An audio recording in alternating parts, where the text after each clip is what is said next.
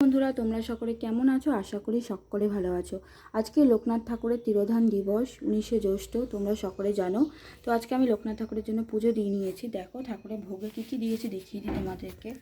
ঠাকুরের ভোগে আজকে আছে এখানে রয়েছে দিয়েছি, মিষ্টি দিয়েছি, এখানে দিয়েছি আম দিয়েছি, কলা দিয়েছি, শসা দিয়েছি, আর বাড়িতে একটা কাঁঠাল হয়েছিল সেই কাঁঠালটা দিয়েছি। দিয়ে সমস্ত ঠাকুরদের পুজো দিয়ে নিয়েছি।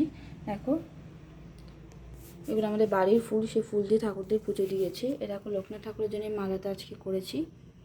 তো কেমন লাগছে আমাদের বাড়ির সমস্ত ঠাকুরদের অবশ্যই কিন্তু বলবে বন্ধুরা।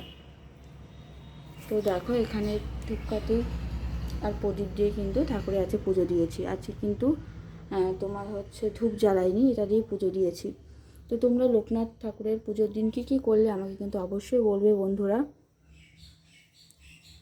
আর লোকনাথ ঠাকুরের কাছে এটাই বললাম যে ঠাকুর যারা ভালো তাদেরকে ভালো রেখো, আর যারা শয়তান তাদের সাথে খারাপ কিছু করো, কারণ শয়তানদের পরিমাণ এখন পৃথিবীতে অনেক অনেক অনেক পরিমাণে বেড়ে গেছে। আর আমি যে প্রফেশনে কাজ করি সেখান থেকে তো মানুষকে আরও ভালোভাবে চেনা যায় যে কে কেমন।